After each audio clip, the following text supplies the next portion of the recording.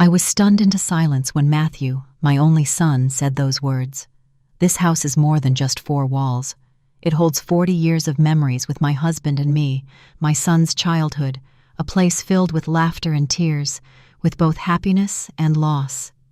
Yet now, all for a lavish wedding, my future daughter-in-law, Olivia, has forced Matthew to ask the impossible. I looked at my son, his head bowed, his hand trembling as he placed it on the house sale agreement that Olivia had thrust at him. My heart felt as though it were torn in two. But that was just the surface. For the moment, I quietly opened the door to the room Olivia often used. I discovered a much darker truth. A truth that sent a chill down my spine and made me realize this was far from over. I am Helen, 58 years old. People still call me Widow Helen, as if my entire life is defined by that loss. In truth, it is. I lost my husband when I was only 35, and Matthew, my only child, was just 5. Since that day, this small house has been not only a shelter, but also the only barrier protecting my son and me from life's storms. I worked as a librarian for over 20 years, earning meager wages, but enough to maintain a frugal life. There were rainy days when the roof leaked, and I had to hold a basin to catch the water while comforting Matthew to sleep. He would look up and ask, "Mom, when I grow up, will you still be struggling like this?" I would laugh, tears threatening to spill. "When you grow up, I will be happy." That promise has been etched in my heart all these years. Matthew grew up to be kind, quiet, and never gave me cause to worry about his spending or habits. Every penny for tuition, clothes, and books was earned through my sweat and tears, but in return, he never disappointed me. I once believed that simply seeing Matthew become a good man would be enough for me. Then Olivia appeared. She entered Matthew's life like a strange wind. Beautiful, intelligent, and skilled at drawing all eyes to herself. The first time he brought Olivia home, I saw the excitement in Matthew's eyes, like the day he first got his old bicycle. I couldn't help but smile. Deep down, I only wished for my son to find happiness, someone to share his life with, as I had played both mother and father for so many years. But from that very day, I sensed something off. Olivia looked at our small, cramped house and gave a forced smile. Her gaze swept over the peeling paint on the walls, the old furniture. Then she turned, took Matthew's hand, and said, "Your home is so cozy." Those 3 words, "so cozy," sounded like praise, but to me they felt like needles. From her eyes, I could clearly see she didn't like this house at all, but I dismissed it. I thought I was being too sensitive, that as long as Matthew was happy, I would accept everything. Little did I know that from that first glance, the tragedy had begun. Time passed, and Matthew and Olivia grew closer. I continued to try and open my heart, cooking simple family meals. Once, I made the chicken stew Matthew had loved since he was little. As soon as I placed it on the table, Olivia frowned slightly. "Honey, let's just eat this today, but after we get married, we should switch to a Western menu to be more sophisticated." The words pierced my heart. Matthew remained silent, offering no protest, simply picking up more food for her. Each time this happened, I would recall the past. I remembered the days my son and I went to the market early, scraping together every coin to buy scraps of meat for soup. I remembered the day Matthew stood in our smoke-filled kitchen, hands behind his back, asking with the seriousness of a grown man, "Mom, when I have a wife, I will make her love you as much as I love you." I had believed those words like a sacred vow, but now, in front of Olivia, Matthew only remained silent, afraid to lift his head. I began to feel worried, but at the same time I told myself, perhaps I was selfish. Perhaps the young people today were different from my generation. Then one evening, Olivia sat down next to me, her voice sweet. "Mother, This house must hold many memories for you, right? But if we sell it, have a grand wedding, and then buy a new apartment, more convenient, you'll be less tired. I think that would be worthy of Matthew. I was stunned. The proposal was too sudden, and yet it was phrased as, for my mother's sake. But Olivia's eyes couldn't hide her ambition. I clearly remember that night, lying on the old bed, looking at the water-stained ceiling. I burst into tears. In my fitful sleep, I saw my husband again, the man who left too soon. He sat by the porch, watching me and Matthew laugh and play. I woke up with a start, tears soaking my pillow. This house is not just property. It is flesh and blood, memories, the only place that binds us together. And yet now, for the sake of a wedding, Olivia wants me to give it all up. I clenched my fists, vowing, if I had to confront her, I would hold on to this home. Olivia didn't attack directly at first. She began with veiled remarks, as if she were only concerned about Matthew's future. One weekend afternoon, the three of us sat in the living room. As I was making tea, Olivia admired the wooden window frame, then gave a half smile. Matthew, our house is a bit small, isn't it? When we have children later, it will surely be cramped. Matthew grunted, scratched his head, and didn't reply. I heard her clearly but pretended not to notice, placing the tea tray on the table. Olivia didn't let up.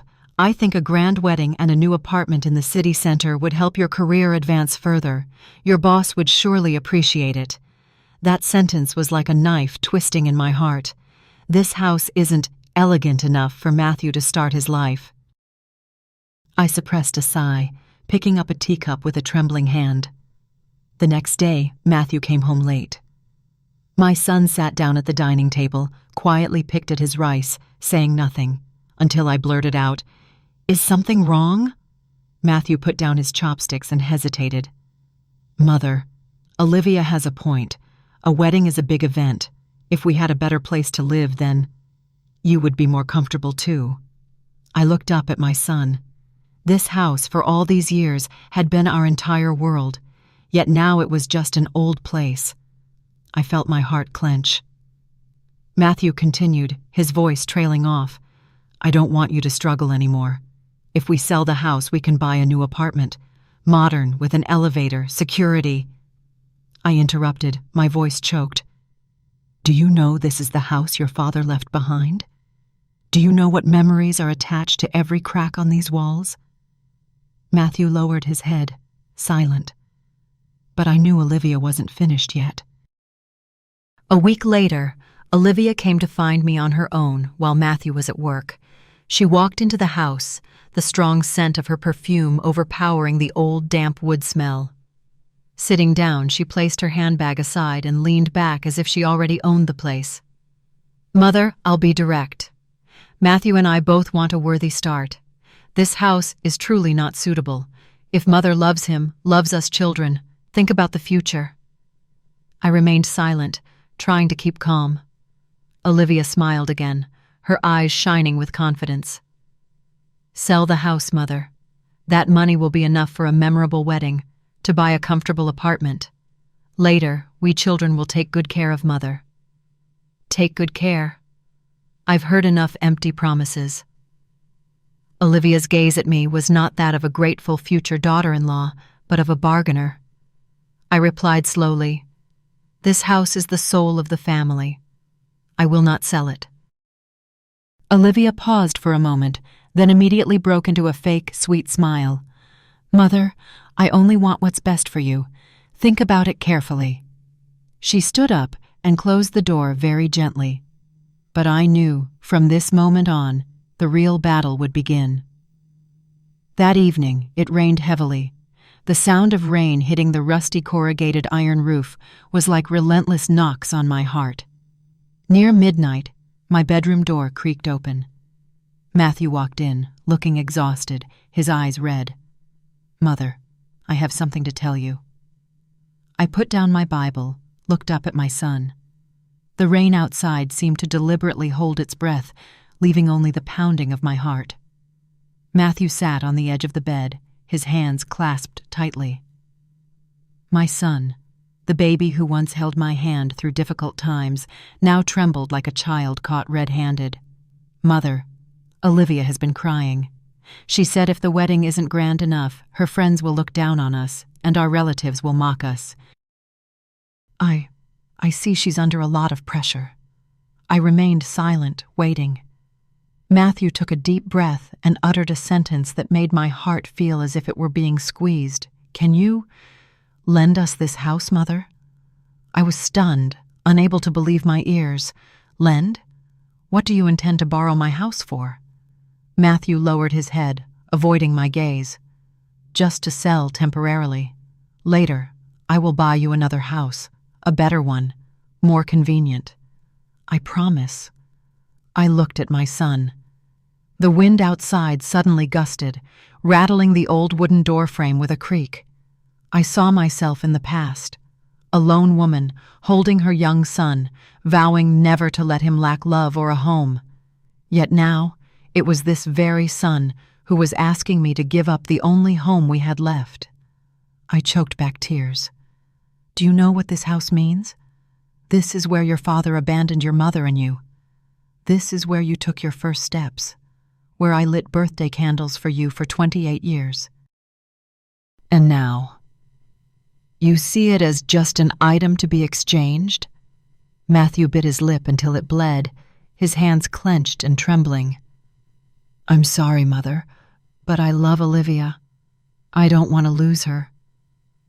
A heavy silence fell upon the room. I turned away, not wanting my son to see my tears. I knew this wasn't Matthew's true voice, but Olivia's skillful manipulation. When Matthew left, I sat in the silence of the darkness. My hand brushed against an old picture frame on the cabinet, a photo of the three of us on the porch when Matthew was just 4 years old. My husband smiled kindly, his arms around both of us. His words from that day still echoed in my ears. You must keep this house, no matter what happens. That night, I barely slept. I knew Olivia had gone too far, and Matthew was being drawn into a vortex with no escape. The next morning, I heard whispers from the kitchen. Matthew and Olivia were talking.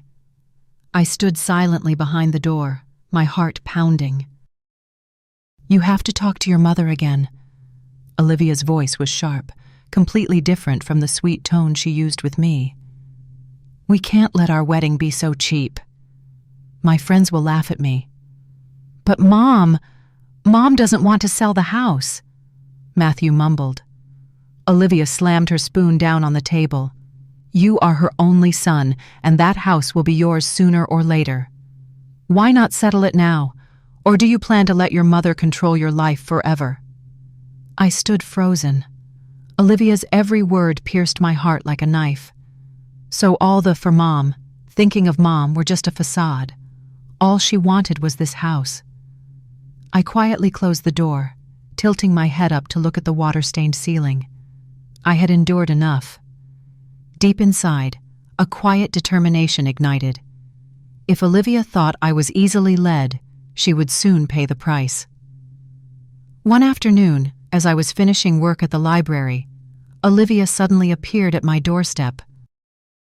With her was a dapperly dressed man in a gray suit, carrying a polished leather briefcase.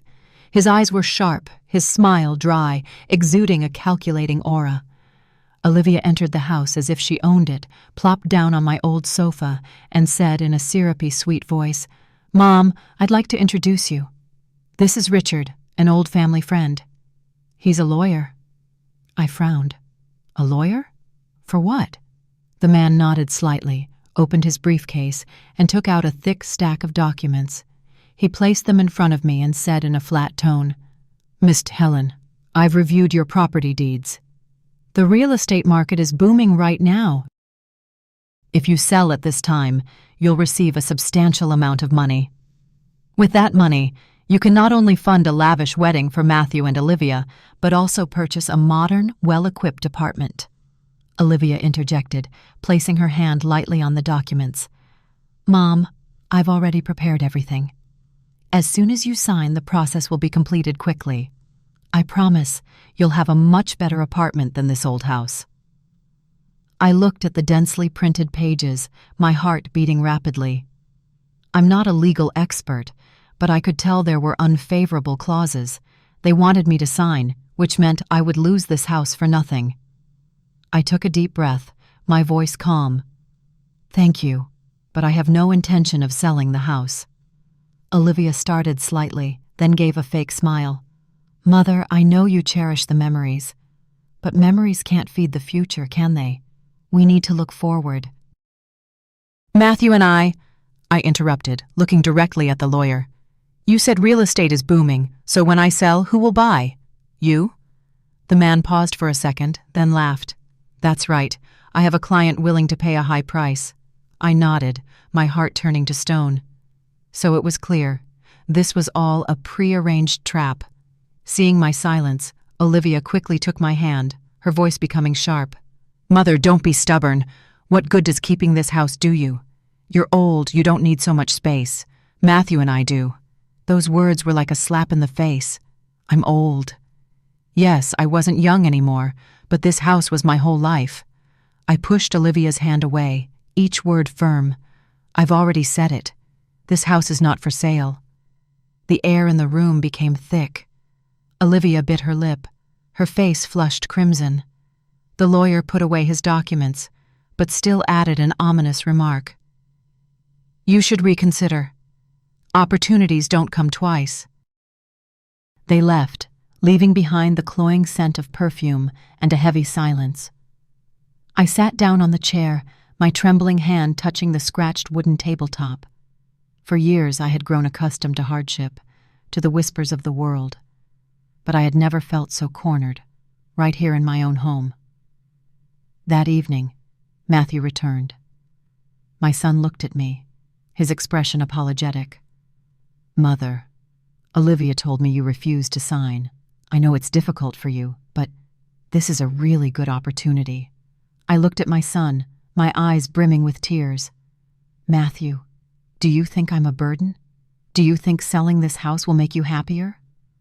My son remained silent, his head bowed. I knew Olivia had planted these words in his mind, but deep down, I still believed Matthew wasn't completely lost. Within me, another resolve began to rise. I would not just protect this house. I would expose the truth by any means necessary. I was already accustomed to wariness. Ever since Olivia appeared, I had a sense of unease, as if this house was no longer entirely mine. That's why I installed a small camera in the living room, just to feel more at ease when I went to work. Little did I know, it would become the eye that exposed the truth. One evening, returning after a late shift at the library, I checked the camera. The image that appeared rendered me speechless. Olivia was sitting in the living room, in my chair, my room, but facing her was not Matthew. It was a strange man, younger than the lawyer from the other day, his shirt unbuttoned, his eyes malicious. Olivia leaned back in the chair, her legs crossed, her tone completely different from the sweetness she showed Matthew. "You can rest assured. Sooner or later, she'll have to sign. Her son is weak. A few tears from me, and he'll cave." The man sneered. "But what if she doesn't sign?" Olivia chuckled, a cold laugh. "Then I'll find a way to prove she's not of sound mind. Don't you remember? Property deeds can still be transferred if the owner is deemed legally incompetent. Once the wedding happens, I'll have that house." I felt every word like a dagger to my heart. Not stopping there, Olivia leaned towards the man, her voice dropping. "And when we're done, we'll have that house for ourselves. Matthew is just a stepping stone." The man chuckled again, taking Olivia's hand. The image of the two of them whispering, their eyes full of schemes, made me tremble. I had to grip the edge of the table to keep from collapsing. My son had been completely deceived. I replayed the video multiple times, Olivia's every word etched into my mind. There was no doubt, she was not only greedy but also treacherous. The lavish wedding, the new apartment, all just pretexts. All Olivia wanted was this house, and she had an accomplice. That night, I sat alone before the darkened screen. Outside, the wind blew through the door crack, the sound of branches scraping the wall like moans. I clutched my phone, a surge of unprecedented rage rising within me. Tomorrow, I knew what I had to do. Matthew came home late, still smelling of alcohol. My son looked at me, flustered. "Mom, did Olivia say you were being difficult with her again today?" I looked directly into his eyes, holding back tears. "Matthew, do you truly know who you are about to marry?" My son froze, frowning. "What do you mean?" I wanted to show him the video immediately, but then I stopped. My intuition told me it wasn't time yet. I needed Olivia to reveal herself, and I needed stronger proof. I said softly, "You'll understand later." Matthew sighed and went upstairs. My son's retreating figure disappeared up the wooden stairs, leaving me immersed in darkness. In my heart, a fire of determination had ignited. If Olivia dared to orchestrate a plan to seize this house, I would bring it all to light. And I swore, at all costs, this house would not fall into the hands of a traitor. The family meeting was held at Matthew's aunt's house. Usually, these gatherings revolved around food and conversation, but that day, Olivia skillfully transformed it into a trial to attack me. As soon as everyone sat down, Olivia suddenly stood up, her voice choked as if about to cry. "I apologize for having to discuss private matters here, but I truly don't know what to do anymore. Matthew and I are getting married, but Matthew's mother doesn't agree to sell the house to provide for our future." The entire room buzzed. Some relatives looked at me with confusion. Others whispered, "Oh, she must be too stingy." I felt the blood rush to my face, but I remained silent. Olivia wiped the corner of her eyes and continued, "I know this house holds many memories, but we can't live on memories alone. I'm afraid, if we don't have a proper beginning, Matthew will be looked down on by his friends and by society. It breaks my heart." I looked over at my son. Matthew sat there, his face tense, clutching his glass of water tightly, not daring to lift his head. The sight made my heart ache. My eldest sister, known for her bluntness, glanced at me and sighed. "Helen, a son getting married is a big deal. Why hold on to this house? Selling it might actually be better for the two of them." Whispers rose all around. I knew Olivia had succeeded in swaying public opinion to her side, but I also knew that if I stayed silent, everyone would truly think I was selfish. I took a deep breath and stood up. My voice rang out, no longer trembling as before. "Everyone, may I say a few words?" The room fell silent. All eyes turned toward me. I looked straight at Olivia. She flinched slightly, then turned to the relatives. "I understand everyone wants Matthew to have a grand wedding. But has any one of you been by my side these past 28 years as I raised him on a meager librarian salary? Were any of you there when this house leaked during the rains, when Matthew burned with fever, when I had to be both father and mother?" The atmosphere grew heavy. Some eyes turned away. I went on, my voice choked but steady. "This house is not just bricks and mortar. It is my husband's keepsake, the place where my son and I survived countless hardships. If you call me selfish simply because I want to preserve this home, then I accept that." Matthew lifted his head, his eyes glistening, but Olivia immediately cut in, her shrill voice breaking the moment. "But Mother, what about our future? I only want what's best for Matthew." I turned to my son, then slowly said, "Matthew, do you remember? When you were 10 years old, you once told me, 'Mom, when I get married one day, you must be happier than you are now.' Where is that promise today?" Matthew froze. The entire room sank into silence. I knew that from that very moment, the public battle had truly begun. The hush lasted only a few seconds. Olivia quickly seized the chance, bursting into sobs in the middle of the banquet. "I know. I'm only a fiancée. My words don't matter much. But I love Matthew. I love him so much. When I see friends having lavish weddings and comfortable new homes, I feel so small. I just wish Mother would understand. I don't want to fight. I only want him to be happy." Her tears fell in streams, but I knew well it was all an act. Several aunts rushed to hand her tissues, comforting her. "There, don't cry anymore, dear. Young people nowadays all want to live in a new house. Helen, being too stubborn won't do you any good." Each word was like an arrow aimed at me. Olivia lowered her head, then shot me a cold, sharp glance, as if to say, "You've lost." I took a sip of water, keeping calm. Then I turned to my eldest sister, my voice soft but loud enough for everyone to hear. "You're right, everyone. Young people all want a prosperous start. But let me ask, if that start is built on a mother's blind sacrifice, will it truly stand firm?" The table fell silent again.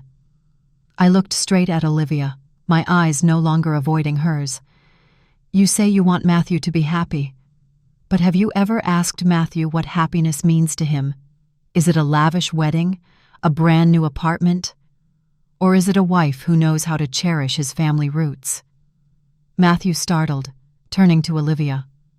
For the first time during this entire meeting, my son seemed to awaken. Olivia immediately gripped Matthew's hand, her voice trembling yet still trying to maintain control. I only want what's best for us. You trust me, don't you?" I slowly placed my hand on the table, my gaze sweeping over the relatives. I don't blame Olivia. She is young, and wanting many things is understandable. But what I cannot accept is the truth being twisted. I have never stood in the way of Matthew's happiness. I only wish to remind you, there are things money can buy, but there are also things, like this house, like memories and dignity, that cannot be traded away. My words made some relatives lower their heads and nod. A few even sighed softly, as if suddenly realizing the truth. Seeing the tide beginning to turn, Olivia bit her lip, her eyes flashing with anger. She forced a faint smile, then sat down. But I knew inside she was seething. Matthew still remained silent, but his hand had slipped out of Olivia's grasp. I caught my son's gaze, eyes torn and uncertain. I gave him just a small nod, as if to whisper, "Remember who you are."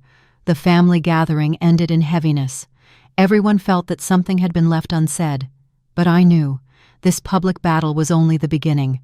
Olivia would not stop, and I would not let her have it easy. Inside me, a secret plan was already taking shape. If Olivia wanted to drag the relatives into siding against me, then I would find a way to bring the truth into the light, right before all of them. Just when it seemed the air had settled, Olivia suddenly shot up. Her eyes were bloodshot, her voice sharp and shrill as it rang across the room. "I don't understand. Why are you so selfish, Mother? What's so precious about an old crumbling house?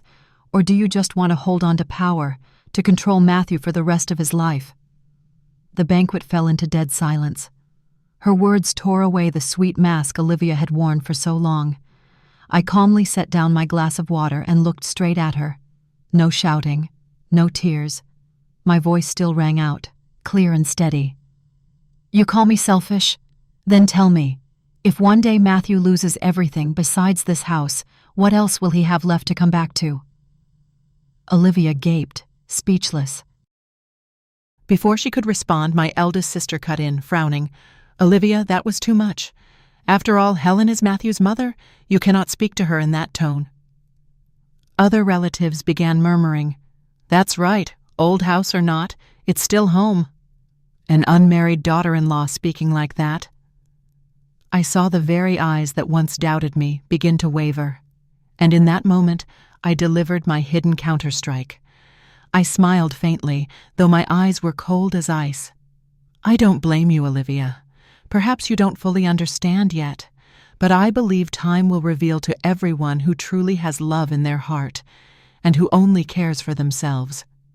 I paused, deliberately glancing at the relatives, then continued slowly. "In fact, I've already prepared for the unexpected. I've always been cautious, so I kept certain things as evidence for the day when, if necessary, I will show them to everyone." That vague statement was like a stone dropped into a still pond. Dozens of eyes turned to me, filled with curiosity and doubt. Olivia's face went pale, her lips trembling, unable to utter a word. Matthew looked at me, confused. "Mom, what do you mean?" I only shook my head. "Nothing, my son. I just want to remind you, the truth cannot be hidden forever." The atmosphere was heavy, but this time, the balance had tilted toward me. Because she lost her composure, Olivia had revealed her hot-tempered, selfish nature in front of the entire family. Meanwhile, I planted a seed of suspicion that I might be holding something capable of exposing everything. The family meeting ended in an awkward silence. Everyone left one by one, but I knew from that day on, Olivia would be forced to tread carefully. And when a deceiver is pushed onto the defensive, that's when they reveal the most flaws. That night, standing in my house, I touched the wall. Each crack and fracture seemed to give me strength. Olivia wanted to turn me into the weak one. But I was ready. The battle had only just begun. After the gathering, I knew Olivia would not stop.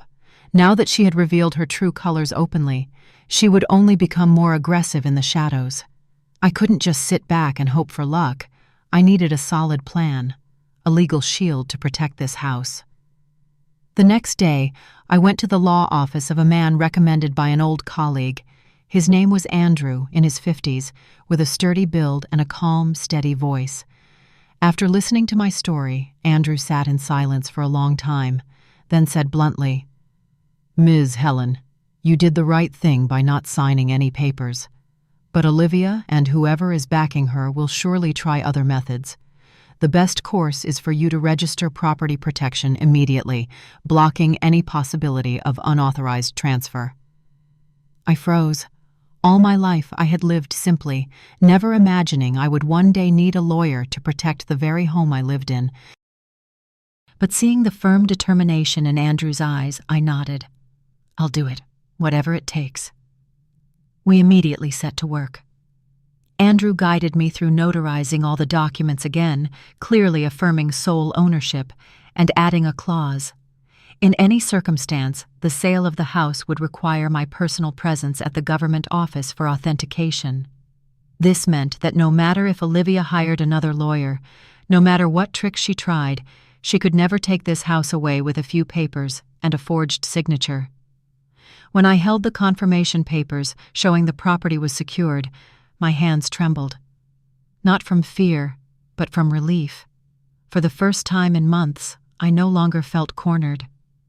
That evening, when Matthew came home, Olivia was with him. She wore a fake, cheerful smile, putting on her gentle act before me, but her restless, darting eyes betrayed her impatience. "Mother," she began sweetly, "I think we should revisit the matter of the house. I have a friend who's a very good lawyer. I'm sure he can help us finish the paperwork quickly." I set my teacup down and looked straight at Olivia. "That won't be necessary. I've already worked with a lawyer. The house documents are now locked." The air froze instantly. Olivia froze, while Matthew looked bewildered. "Mom, why would you—" I cut him off. "This is my house, and I've made sure no one can ever force me to sell it." In that instant, I saw it clearly, a flash of hatred in Olivia's eyes. She knew she had just lost a critical move, but I also knew someone like Olivia would never give up so easily. I drew a deep breath, silently telling myself, if she chooses to fight with money and legal tricks, then I will fight to the very end. The property lock had cornered Olivia like a trapped animal. A few days later, she turned to a new tactic, subtler, more insidious. One evening, Matthew came home carrying a thick stack of papers. His face was gaunt, exhausted. He set the stack down on the table and looked at me with pleading eyes. "Mom, please, just listen to Olivia this once. This is only a financial loan contract for the wedding. After the wedding, I'll pay it back gradually. It has nothing to do with our house." I frowned. A loan contract? I picked up the papers, flipping through a few pages. The dense legal wording was hard to parse, but one clause stood out clearly. Guarantor, Helen Brown. I looked up, my voice cold. "Then this isn't just your loan, Matthew. This is a burden tying me down as well. If you can't repay it, I'll be the one who must." Matthew was struck silent, while Olivia quickly interjected, her voice sweet as honey. "Mother, please understand. This is just a formality. The banquet company requires an older guarantor to ensure security. Matthew and I will pay everything. You won't lose anything at all." I looked straight into her eyes. Behind the makeup and graceful smile, I saw it. A bottomless hunger. "Olivia, do you know what this is called? Fraud." The room fell silent. Olivia's expression faltered for a moment, but she quickly forced a smile. "You're being too harsh, Mother. I only want our wedding to be unforgettable, so Matthew's friends and business partners will respect him more." I tapped my hand against the stack of papers, each knock striking like a hammer against my son's heart. "Unforgettable by chaining me into debt? Is this a wedding contract or a trap?" Matthew lowered his head. His shoulders trembled. My son was torn between blind love and conscience. I drew a long breath, then spoke calmly. "My son, I've locked down the house papers, and now I will never sign any contract. If you wish to borrow money, do it in your own name. Do not drag me into this." Olivia struggled to keep her composure, but her eyes flared with anger. "So you're deliberately blocking our path?" "You don't care about Matthew's future at all!" I rose to my feet, my voice firm and clear. "No, it's you who doesn't care about him. A fiancée who wants her husband to begin life burdened with debt. That isn't love. That is possession." Olivia choked and could not reply. Matthew buried his face in his hands and sighed, his eyes rimmed with red. Silently, I gathered the stack of papers and slipped them into a locked drawer. My voice deepened but remained resolute. From now on, in this house, any financial documents must go through me. Once more, Olivia, I warn you, don't try to pressure us further. Olivia bit her lip, hatred flashing in her eyes. I knew she would seek another route, perhaps more dangerous, but at least this time I had broken her debt trap. After refusing to sign the wedding contract, I knew Olivia would attempt to turn the situation around. She would cry to Matthew again, paint glittering futures to tempt him. If I only defended, sooner or later Matthew would soften. It was time for me to counterattack. The next evening I called Matthew and Olivia into the living room. The tension was taut as a string. I produced an old envelope and set it before my son. "Matthew, do you still remember your father?" My son looked up, surprised. I opened the envelope and withdrew a faded savings book aged by years. The first page clearly bore my husband's name and the date the account was opened nearly 30 years ago. "Before he died, your father left this book with me. He wanted, when you were grown, that I could use it for you if needed. I haven't touched it all these years because I believed you were strong enough. But now you must know the truth." Matthew took the passbook with trembling hands. The sum inside was not enormous by today's standards, but it proved one thing. His father had planned ahead and cared for his son. I looked straight at Olivia, my voice firm. "Olivia, you say I don't think of Matthew's future. Here, his father thought of it when he was still a boy. If necessary, I can use this money to give him a modest, warm wedding. Enough without debt, without extravagance. At least it would be a wedding paid with clean money and true love." Olivia was struck dumb. Her face went pale, her fingers clenched. Clearly, her debt scheme had collapsed. Matthew leafed through the pages, tears streaming down his face. He choked out, "Mother, why didn't you tell me sooner? All these years you carried everything alone." I smiled, though my heart ached. Because I wanted you to understand that happiness is not in frivolous things. Your father didn't leave money for us to pursue vanity, but to remind us that family is the true support." The room fell silent. This time it was Olivia who was flustered. She stammered a few words, but could not find an argument. I looked into Olivia's eyes, speaking slowly, but with weight. "If you want to have a wedding, I won't stop you. But don't expect to take this house. Don't expect to turn Matthew into a debtor. I have prepared everything. If you truly love him, you will agree. If you only want to exploit him, you know what to do." Olivia pressed her lips together, eyes full of hatred, but for the first time, she could not strike back. Matthew lowered his head, clutching the savings book as if it were a treasure. I knew that tonight he would toss and turn, and from that very moment, seeds of doubt about Olivia had begun to sprout in his heart. I sat still, drawing in a deep breath. I had turned the tide. From defender, I had become the one in control. Olivia wanted to attack with law and money. I had evidence, inheritance, and the history of our family, and I would not let an outsider steal it away. In old neighborhoods like mine, gossip spreads faster than the wind. One whispered word, and by the next day the whole block knows, and Olivia was clever enough to exploit that. One weekend morning, as I went to the market to buy vegetables, I overheard two women whispering just behind me. I heard Helen is so stingy. Her son's getting married, and she won't even sell the house to help them. Yes, I heard too. Old people are always selfish, clinging to a broken-down house for nothing. I froze in place, the basket trembling in my hands. I had never cared what others thought of me, but hearing them mention Matthew with pity pierced my heart. When I returned home, another neighbor dropped by, feigning concern. "Helen, a son's wedding is a once-in-a-lifetime matter. Why don't you sell the house, move into a new apartment, clean, convenient? Holding on to the past only makes life harder for your boy." I smiled faintly and gave no reply, but inside I knew clearly. Olivia had begun her smear campaign against me through public opinion. Sure enough, that afternoon I happened to overhear Olivia in the yard, talking on the phone. Her voice was sweet, but every word was calculated. "Yes, that's right. Matthew's mother is so stubborn, clinging to that old house. I suffer so much. I have to bear everything. If anyone asks, please say a word for me. Tell them how pitiful I am." A chill ran through me. Olivia didn't just want to take the house.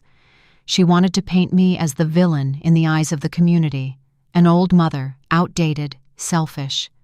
That evening, Matthew came home with a heavy expression. "Mom, at work, my colleagues whispered, saying I'm unfilial for letting you struggle instead of selling the house. I feel so ashamed." I knew instantly. Olivia had spread the rumors beyond the neighborhood. My son, always sensitive to public opinion, would surely be shaken. I placed a hand on Matthew's shoulder, my voice low but firm. "My son, the words of outsiders are like passing wind. If you trust me, they mean nothing. But if you trust Olivia, then even I cannot save you from the truth." Matthew lowered his head in silence. I saw the turmoil in his eyes, and I understood. Olivia was gaining ground on the battlefield of gossip, but I was not afraid, because I held a weapon Olivia never expected, the truth. And when revealed, the truth is stronger than any rumor.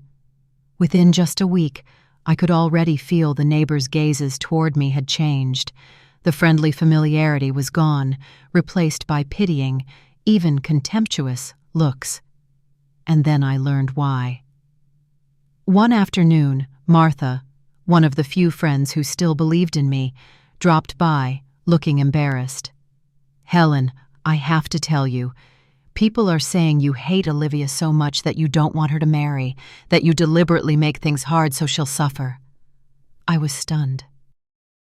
Martha sighed and continued, "They say you once said, 'I'd rather die than allow Olivia into this house.' Some even claim you cursed Olivia and kicked her out." I was aghast. I had never uttered such words. Clearly, Olivia had begun spreading false rumors, turning me into the cruel mother-in-law in the eyes of the community. The next day at the market, I heard a group of women gossiping. Poor Olivia. She married into such a bitter mother-in-law. Yes, I heard Helen wouldn't even let her step inside, insulted her plenty. Who could take that? I bit my lip, gripping the basket handle tight. It hurt not because of their words, but because I knew Matthew would hear them. Sure enough, that evening my son returned home, his face heavy as lead. "Mom, is it true you once said you would never accept Olivia?" I froze, looking into my son's eyes. "My son, I never said that. Do you really believe those rumors?" Matthew was silent, his shoulders tense. I could see clearly that Olivia had planted a crack in his heart. A few days later, at dinner, Matthew told me, "Olivia says you always show her hatred. I don't want my wife to suffer. If you won't accept her, then I—" He choked off, but I understood. Olivia had succeeded in casting me as the obstacle to their love. I put my chopsticks down and looked at him frankly. "Matthew, I don't hate Olivia, but I see clearer than you. What I oppose is not the wedding, but the deceit." Matthew glared, then turned his face away. I knew Olivia was winning the public opinion battle, but I also knew, once the truth was exposed, all lies would collapse. I quietly reopened the security camera footage, checking each clip. Then I found a recording that made my heart both ache and thrill. In that video, Olivia was not only talking with the strange man I'd seen before, she was saying vicious things about me. "That old woman is stupid. Who could stand her? This wedding is just the first step. Once I get the house, I'll kick her out into the street." I sat stunned before the screen, but at the same time I knew this was the weapon I would use to turn public opinion. On Sunday, I decided to act. Relatives and neighbors usually gather at the church after the morning service. That is where rumors spread fastest. I prepared a USB containing the video and brought my laptop. After the service, when everyone had gathered in the small hall, I stood up, my voice calm. "I know there have been many rumors about Olivia and me lately. People say I hate my daughter-in-law, that I'm selfish and cruel. Today, I want everyone to see the truth." I plugged in the USB and played the video. The whole room fell silent. The screen showed Olivia sitting in my living room, facing the strange man. Her voice rang out, cold as ice. "That old woman is stupid. Who could stand her? This wedding is only the first step. Once we get the house, I'll kick her out into the street." Murmurs rose. Some covered their mouths, eyes wide, but I didn't stop the clip there. I fast-forwarded. The image showed Olivia leaning in, letting the man take her hand. Her voice grew quieter, but remained clear. "Matthew is just a stepping stone. Once we have the house, we'll be free." A stunned, "Oh my God!" burst from a corner of the hall. Those who once believed the rumors were shocked.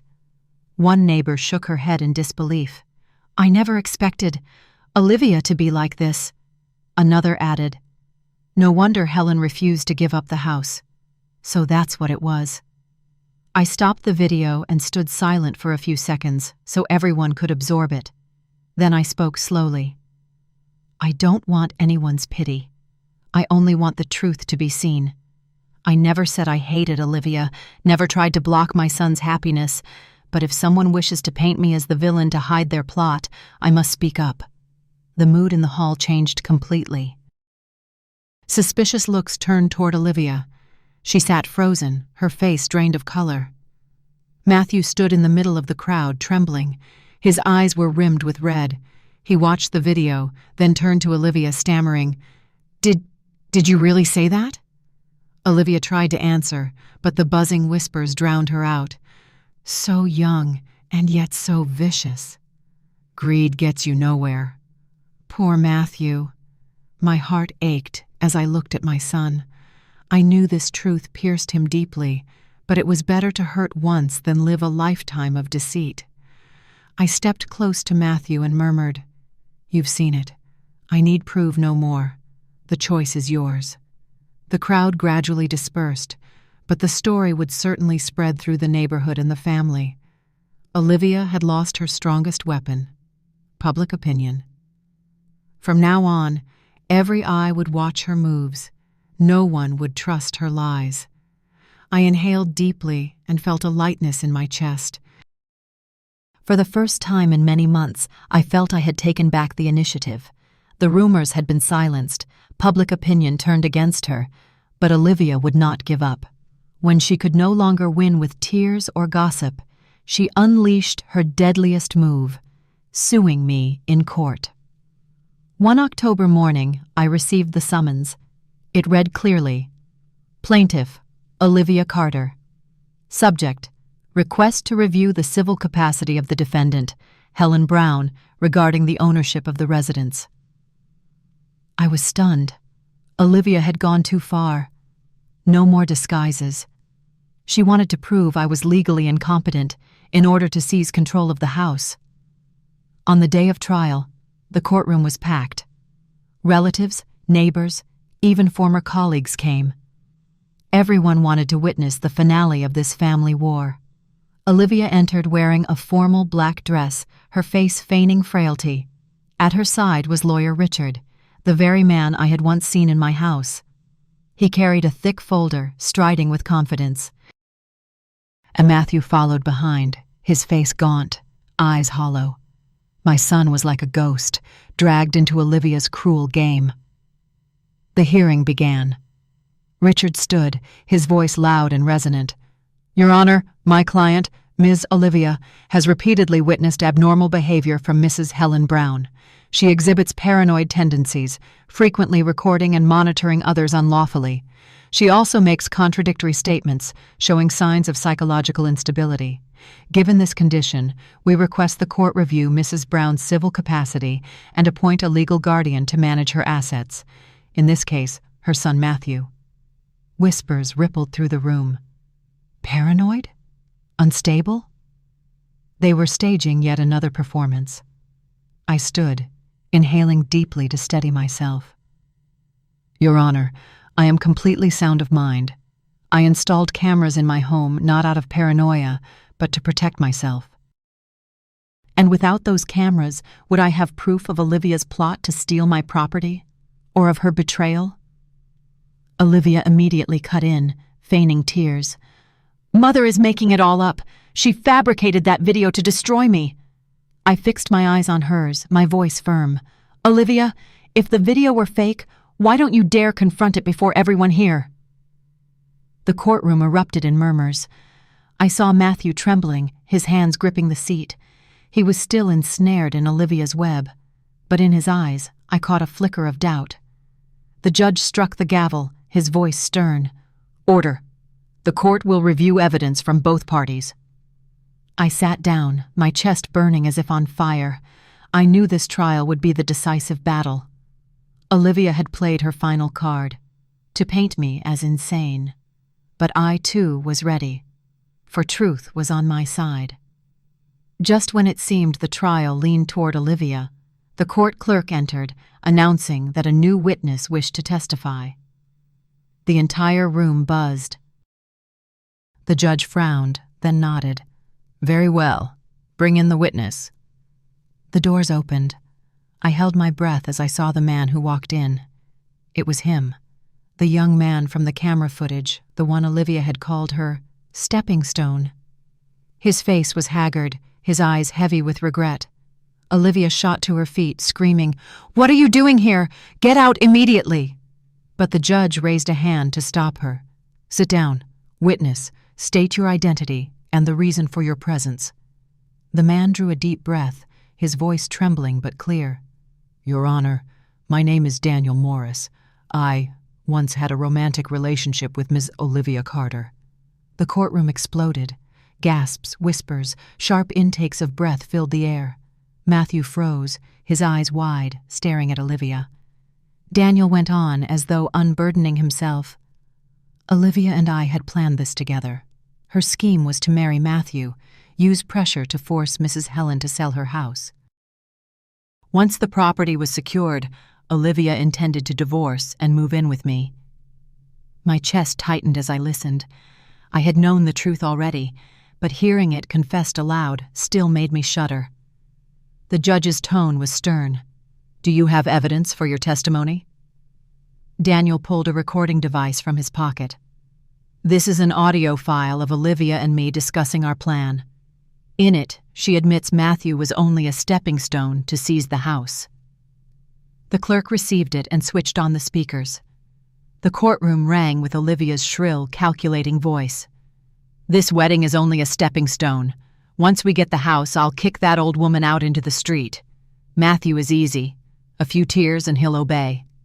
A storm of murmurs erupted. Many shook their heads. Some looked at Olivia with open contempt. Olivia panicked, lunging toward Daniel. "You betrayed me! How dare you destroy me like this?" 2 security officers immediately restrained her. Her face twisted, makeup smeared with tears and sweat. She shrieked, but the screams only laid her true nature bare.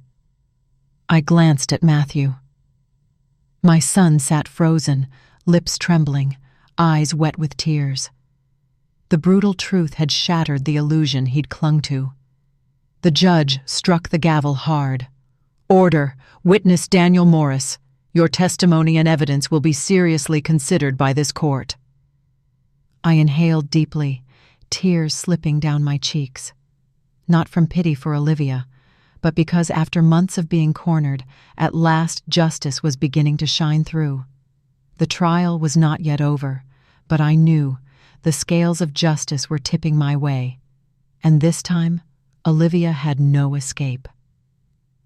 After Daniel's testimony, the atmosphere in the courtroom erupted again, every gaze fixed on Olivia, once so prim and proper, now unmasked as a schemer, a traitor. The judge struck the gavel repeatedly to restore order, then declared, "The court will adjourn for deliberation after reviewing all evidence." The wait felt like an eternity. I sat silently, my hands trembling, yet my heart steadier than ever. The truth was out. For the first time, justice no longer seemed so far away. At last the judge returned, his solemn voice echoing through the chamber. "After reviewing all evidence and testimony, the court finds Mrs. Helen Brown is fully lucid and has complete civil capacity. Her use of cameras inside her home is not unlawful, but a reasonable act of self-defense." As I listened, tears welled up in my eyes. The judge paused, then turned directly toward Olivia. "The house is the lawful property of Mrs. Helen Brown. All suits seeking transfer, coercion, or revocation of ownership are dismissed." Furthermore, based on evidence provided by witness Daniel Morris, the court will initiate an independent investigation into the fraudulent acts and attempted property seizure of Ms. Olivia Carter. The room erupted. Whispers, headshakes, even scattered applause broke out. I saw Olivia collapse onto her seat, her face pale as chalk. She stammered, "No, this can't be." Matthew buried his head in his hands, tears streaming down. My son turned to me, his eyes full of pain, but also awakening. The judge struck the gavel one final time. "This court is adjourned." That sound echoed in my heart like a bell of release. Clutching my handbag, I rose amid hundreds of watching eyes. For months I had been slandered, cornered, cast as a cruel mother-in-law. Today, justice had returned the truth to me. As I stepped out of the courtroom, a few neighbors approached, their voices apologetic. "Helen, we misunderstood you. Please forgive us." I only gave a faint smile. I didn't need apologies, only that they had seen the truth. Olivia was another story. Held back by court officers for formalities, she thrashed and wept, reaching desperately for Matthew. But my son stepped back, his eyes cold. "You betrayed me. It's over." Those words were the final punctuation mark on the elaborate drama Olivia had staged. I drew in a deep breath and lifted my face to the sky outside. The battle was over. I had kept our home, not just a shelter, but the soul of our family. And more importantly, I had regained my son's trust. After the trial, Olivia was no longer the same. No elegant dress, no bright makeup. She left the courthouse disheveled, her face smeared with tears and sweat. Whispers and scornful looks encircled her like invisible chains. The news spread quickly. Within days, the entire neighborhood and extended family knew the truth. The once praised future daughter-in-law, beautiful, graceful, was now the very symbol of greed and betrayal. "Heavens, not even married yet and already scheming to seize the in-laws' house," one neighbor muttered, shaking her head. "Fortunate for Helen, truly, that she stood firm," another added. Those words reached Olivia's ears, and she no longer dared raise her head in public. Friends who once admired her fashion and makeup now avoided her. None wanted to be tainted by association with a woman disgraced in court. Matthew cut off all contact. My son gathered all of Olivia's belongings from the rented apartment and sent them back. I heard that Olivia had to move into a shabby rented room on the outskirts of town, where the walls were stained and the smell of dampness clung to everything. From a girl who once dreamed of a luxurious apartment, all that remained were 4 cold, bare walls. But that was only the beginning. Olivia lost her job. The PR company where she worked received too much criticism after the scandal spread. They wanted nothing to do with an employee branded a fraud and an adulteress. The decision to fire her came swiftly. One piece of paper, and everything Olivia had once boasted of crumbled into dust. I learned the news from Martha, my close friend, when she stopped by with some baked pastries. She whispered, "Olivia's unemployed now. No one wants to hire her. Some companies have even blacklisted her name." I sat silently. There was no gloating, no pity. I simply felt that justice was moving in its own way. One afternoon, while passing through the park, I happened to see Olivia sitting on the ground beside a bench, her clothes disheveled, her hair a tangled mess. In front of her lay a phone with a cracked screen. She buried her face, occasionally glancing up at the stream of passers-by with eyes full of despair. No friends left, no one willing to reach out a hand. I stood at a distance, my heart stirring with mixed emotions. Had Olivia once known how to cherish, she could have had a family, a loving husband, even my respect. But all of it had been devoured by her own ambition. My house still stood, steady through every storm. But Olivia had lost everything, her honor, her love, her career. And I knew this was only the beginning of her retribution. If losing her job was a blow, then being abandoned by her own family was the final cut. Her parents had once proudly declared, "Our daughter is successful, marrying a man with a house, handsome, with a bright future." But after the trial, they could no longer lift their heads before the neighbors. People whispered behind their backs, "Is that the Carter's daughter?" Tried to steal her mother-in-law's house and failed, now disgraced. The pressure of public scorn forced Olivia's parents to announce they were cutting ties, no longer involved in their daughter's affairs. I heard from my eldest sister, who knew the Carters, that they even refused to let Olivia move back home for fear of more shame. Olivia, once clad in designer dresses and dining in fine restaurants, now lived miserably in a stinking little room. The friends who had flocked around her for wealth and glamour vanished without a trace. The once bustling group chats fell silent. When Olivia begged for help, the replies were curt. "Sorry, we don't want to get involved." One old friend was even cruel enough to repost the courtroom video online with the caption, "This is the girl who once bragged she'd have the most glamorous wedding in the city." Hundreds of comments poured in. Greed never ends well. Who would dare marry a woman like that? Instant karma. Each line of text was a dagger driven into Olivia. Matthew remained completely silent. After the trial, my son avoided Olivia and cut off all contact. To her, that silence was harsher than any insult. Once, at the supermarket, I saw Olivia standing outside, clutching a flyer that read, "Looking for housework jobs." Her coat was torn at the shoulder, her shoes broken at the heel. I walked past without turning back, though I could feel her pleading eyes following me. I did not gloat. I only felt regret. If only Olivia had chosen true love instead of ambition. But life has no if. Day by day, Olivia sank deeper into misery. Without money, family, or friends, she became a phantom drifting through the crowded yet cold city. People once said, "What money can buy, it will also take away when the money runs out." And Olivia was tasting that harsh truth to its fullest. My house still had lights on every evening, with Matthew sitting at the dining table with me. We weren't rich, but we had peace. Meanwhile, Olivia, who had once wanted to push me out onto the street, was now wandering, seeking shelter. That was the price she had brought upon herself. As time passed, Olivia gradually became a shadow of her former self. Once a girl who walked the streets with her head held high in designer clothes, she now hid in dark alleys, her head bowed, avoiding people's gazes. A stable job was non-existent. After being fired, Olivia could only find odd jobs, waitressing in casual eateries, cleaning cheap rented rooms. But everywhere, the owner quickly recognized her as the person from the video that went viral online, and the outcome was always the same. "Sorry, we cannot hire you." Society's contempt became an unspoken sentence. Wherever Olivia went, she heard whispers behind her back. "There she is, the girl who tried to steal her mother-in-law's house. Young and beautiful, but with such intentions, she's worthless."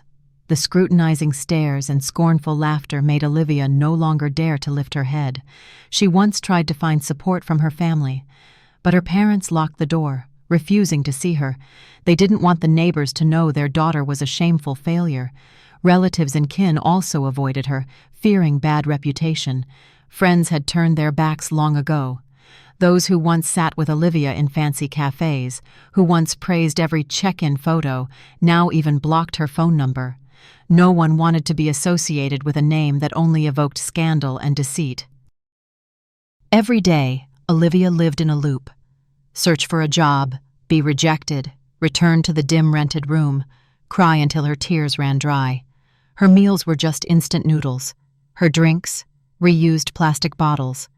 The mirror in her room reflected a gaunt face, dark circles under her eyes, and chapped lips. There was no trace left of the girl who once confidently showed off her beauty to many. At its peak, Olivia was once kicked out of her rented room for failing to pay the rent. She hugged her old bag and wandered through the night streets. Passers-by glanced at her, some recognized her and smirked. "See, the house-stealing beauty has nothing left."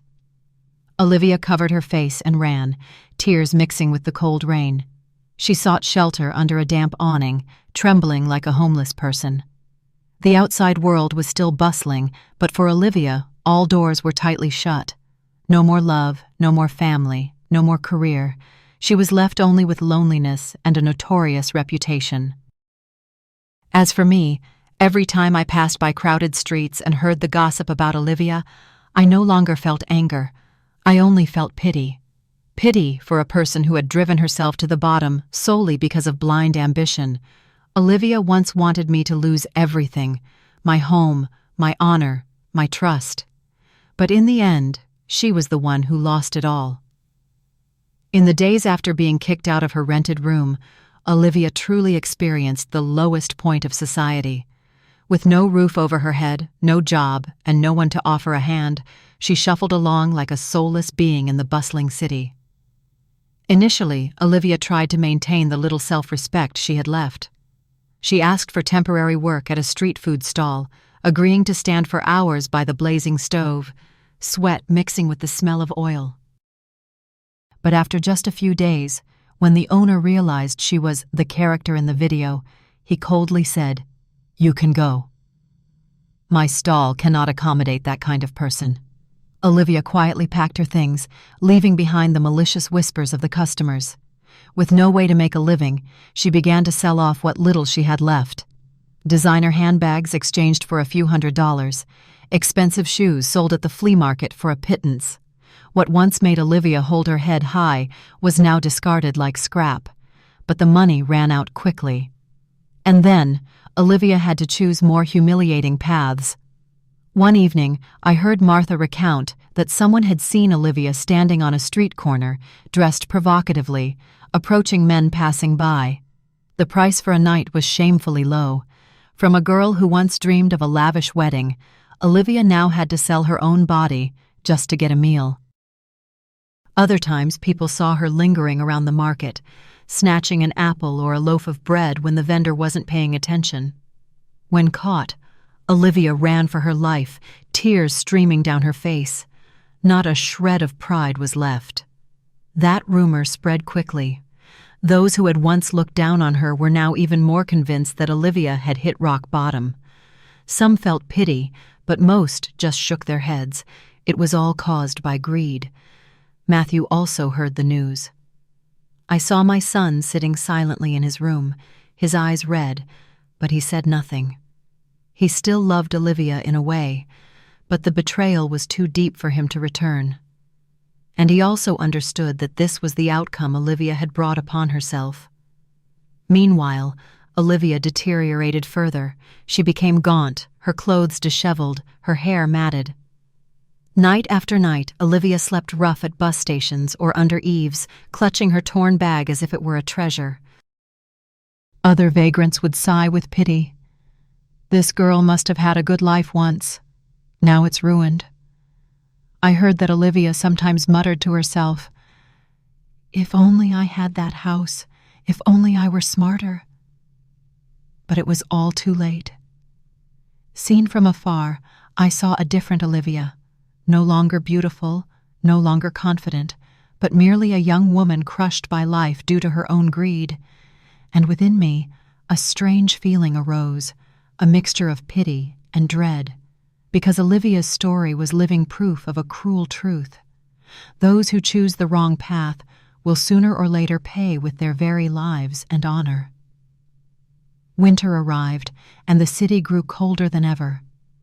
The winds howled through the long streets, stinging the faces of passers-by.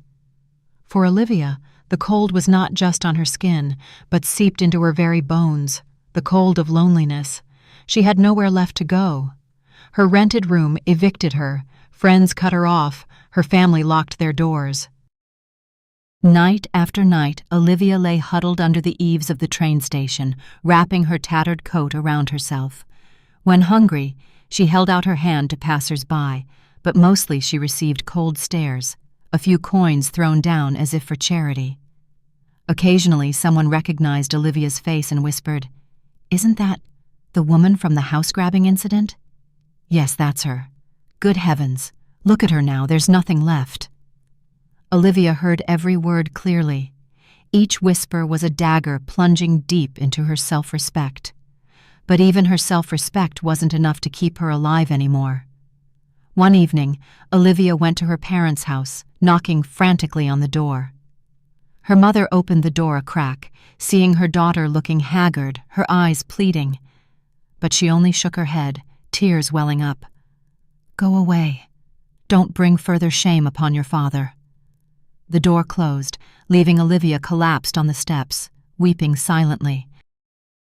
From that day on, she was completely abandoned. No family, no friends, no place of refuge. The whole world turned its back on her. Matthew never came to see her. I knew her son was in pain, but he chose to remain silent. That deep betrayal could never be erased. Olivia began to wander like a shadow. During the day, she would sit on the pavement, her vacant eyes watching the hurried crowds. At night, she would huddle in dark corners, pressing herself against the cold walls. No one called her name anymore. No one needed her anymore. I once passed by and saw Olivia from a distance. Her face was gaunt, her eyes lifeless, her disheveled hair falling over her shoulders. She looked at me, her gaze a mix of pleading and resentment. I stopped for a few seconds, then walked away in silence. I knew I couldn't save someone who had destroyed their own life. Olivia's story became a living example in the community.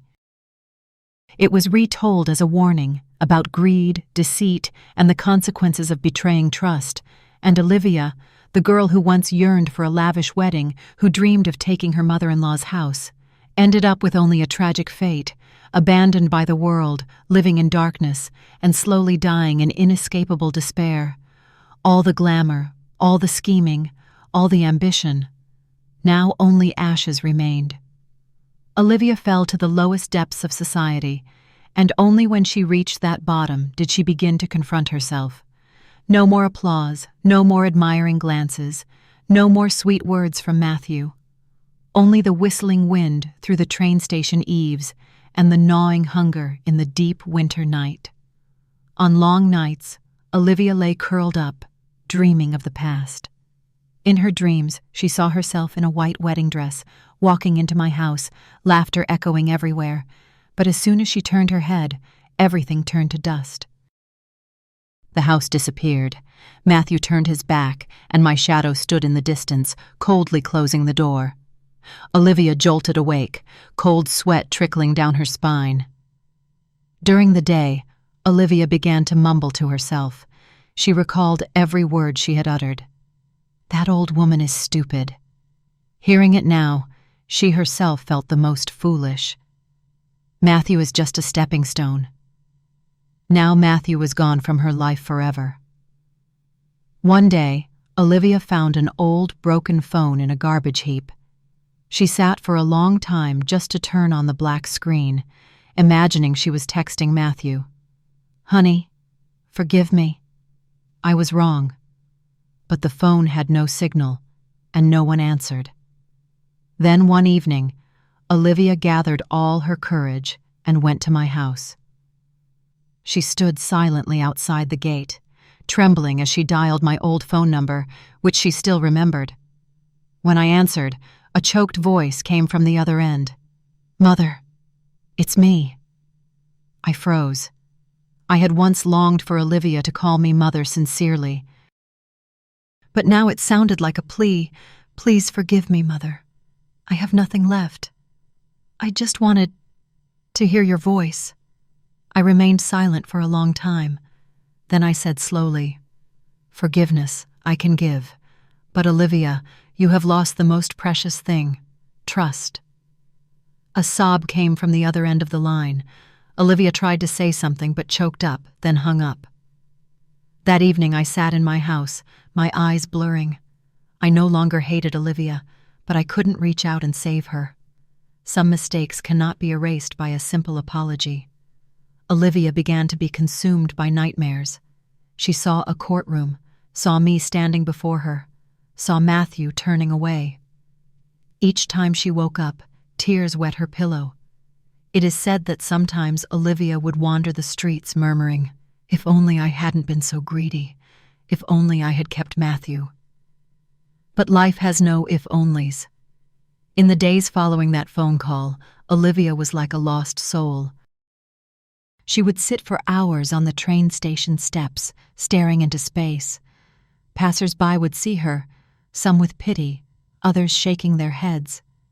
But Olivia no longer cared.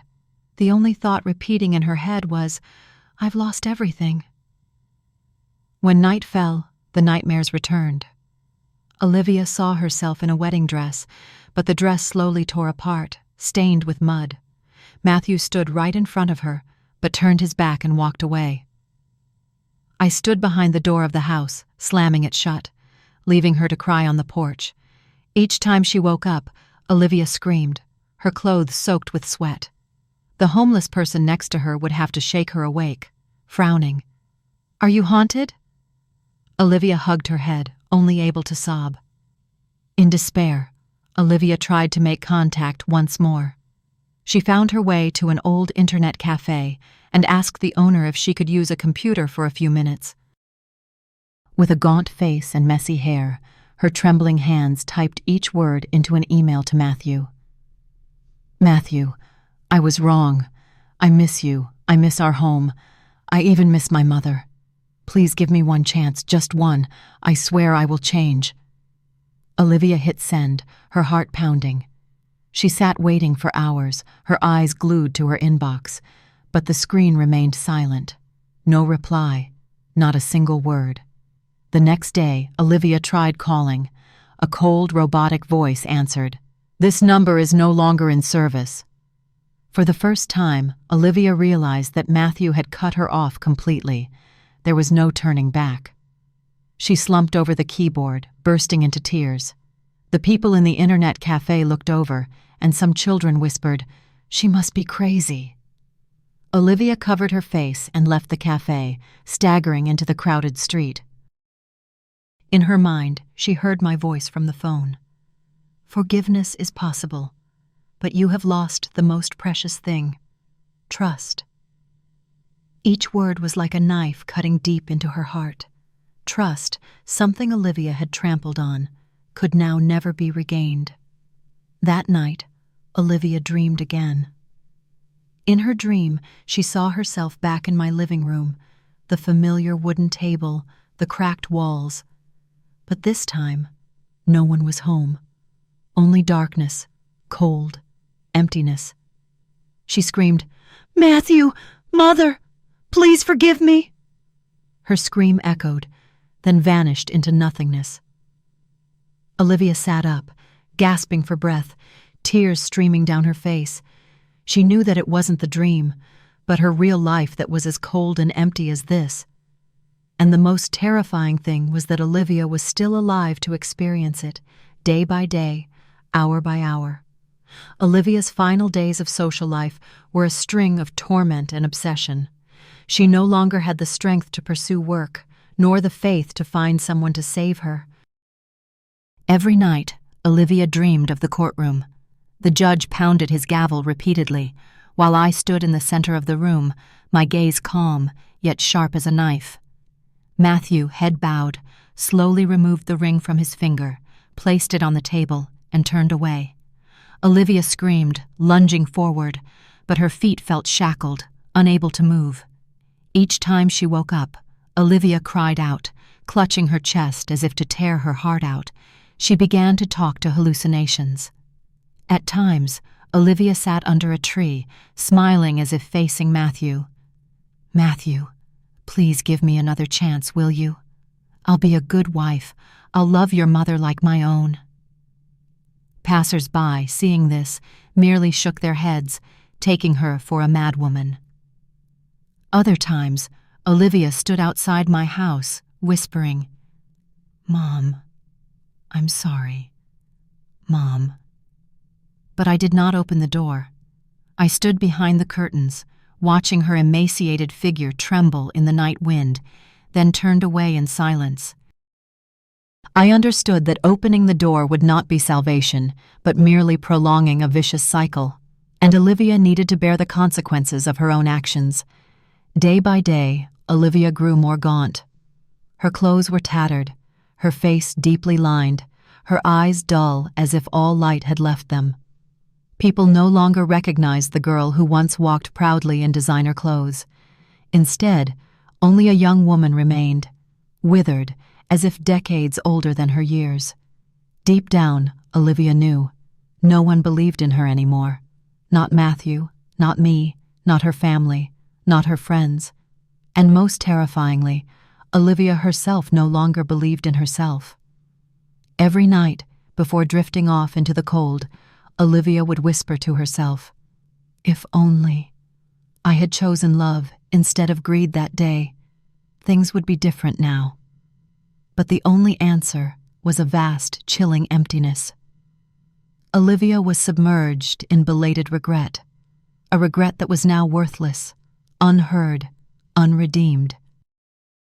And that, indeed, was the heaviest sentence life had imposed upon her. After all the turmoil, my house still stood, a silent witness to so many events. The old walls, the small cracks on the porch, the faded roof tiles. But to me, it had never looked so beautiful and sturdy, not because of its monetary value, but because it had overcome greed and deceit to preserve the soul of a family. Matthew began to change. My son, after his deep wounds, started spending more time with me.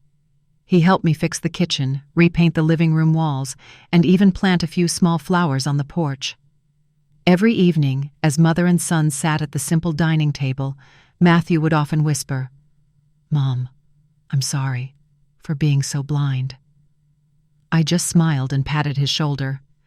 "It's okay, son. Everyone makes mistakes. What matters is that you came back." That was the greatest happiness for me. As for Olivia, that name gradually disappeared from our story. Public opinion was weary of the scandal. People only spoke of it as a cautionary tale. Don't be greedy, don't betray, or you'll end up like her. I no longer hated Olivia. Instead, there was a sadness mixed with pity, because if, that day, she had chosen love, chosen sincerity, perhaps I would have been ready to open my arms and accept her. But all of it had been devoured by ambition. I began to dedicate more time to volunteer work. I joined a volunteer group at the church, helping to distribute meals to the homeless and give clothes to poor children. Every time I saw grateful eyes, I felt something profound. True happiness lies not in possessing or showing off, but in knowing how to share. Matthew also changed his perspective on love. He no longer dreamt of flashy things, but began to seek a simple relationship where respect and sincerity existed. I saw my son's eyes warm up again, and I believe that one day he will find someone worthy. Every morning, I open the window, breathe in the fresh air, and listen to the chirping of birds. I know I have been through a great storm, and more importantly, I have stood firm, not only to protect my home, but also to uphold truth and self-respect. After the great storm, I realized my life had just been given another chance. Without Olivia, without calculations, the house returned to its peaceful rhythm. But I also understood. This battle had left wounds that were hard to heal, especially in Matthew's heart. In the beginning, my son withdrew. In the evenings, he sat silently by the window, his gaze distant, perhaps still lingering on the image of a broken love. I don't blame him, for all love leaves an echo, whether sweet or bitter. Instead of blaming, I chose to accompany him. I involved Matthew in volunteer trips. At first he was reluctant, but then seeing the eager orphans receive their meal boxes, seeing the old man holding my hand in thanks with tearful eyes, I realized Matthew's eyes were gradually lighting up again. Once, when we were with the group distributing porridge at the hospital, Matthew whispered, "Mom, I never thought helping others could make my heart feel so light." I smiled gently. See, true joy isn't about how much money you have, but how many meaningful things you can do. From then on, Matthew changed. He became less silent, started telling me stories from work, and shared his small plans for the future. I noticed his voice was no longer heavy as before, but gradually regained confidence. As for me, besides volunteering, I took care of the house. I repainted the windows white, planted a bougainvillea trellis in front of the porch, and bought a new wooden table for the living room. Every corner of the house I wanted to bring new life, not just for myself, but for Matthew too. Sometimes neighbors would visit, and instead of whispering and gossiping as before, they looked at me with admiration. "Helen, you are truly strong. After all that, you kept the house and your son's heart." I just smiled. I don't need anyone's praise. What I need is peace within my own soul. In the afternoons, I sit on the wooden chair on the porch, watching the sunset cast its glow over the roof. Matthew often brings out his guitar and plays a few old tunes. The sound of the guitar echoes, weaving through the leaves. I close my eyes, feeling more at peace than ever before. Once, Matthew turned to me and smiled gently. "Mom, I think I'm ready to love again. But this time, I won't look for someone flashy, but for someone who truly values family." I nodded, my eyes welling up. I knew my son had been reborn from the ashes of his hurt. And I too had found myself, no longer an oppressed mother, no longer a victim of deceit, but a woman who had stood firm, overcome, and found peace again. One spring afternoon, as sunlight bathed the porch in gold, I sat quietly admiring the newly bloomed bougainvillea trellis, the flowers, red and pink, delicate yet proudly reaching upwards, like myself after all the storms. I thought about the journey I had taken. If I had collapsed that day and signed the papers Olivia gave me, I would have lost my home, Matthew's trust, and perhaps myself. But I stood firm. And because of that, I understand more profoundly than ever. A home is not built with bricks and stones, nor is it measured by wealth. A true family is where love, respect, and trust reside. Matthew stepped onto the porch and handed me a cup of hot tea. My son truly grew up not from lavish parties or empty flattery, but from scars and hard-earned lessons. "Mom," Matthew smiled, "thank you for keeping the home. Not just for you, but for me, too." I squeezed my son's hand, tears welling up. Yes, keeping the home meant keeping the soul of the family, but more importantly, I kept my son from the abyss. Today, I live simply. I grow flowers, read books, volunteer, and savor every peaceful moment. I don't need much, because happiness isn't found in extravagance, but in living authentically, being truly loved, and being free within my own home. My story doesn't end with a glorious victory, but with simple peace, something I believe we are all searching for. And I want to leave you with a message. Never let anyone define your worth by possessions or status. True happiness lies in love and respect. Family isn't about blood, but about where the heart finds peace. I believe that if you have experienced loss or betrayal, remember, every storm passes and the dawn will return, as long as you have the courage to stand firm. If you feel this story resonates with you, follow me, because what I'm about to reveal in my next story will shock you even more.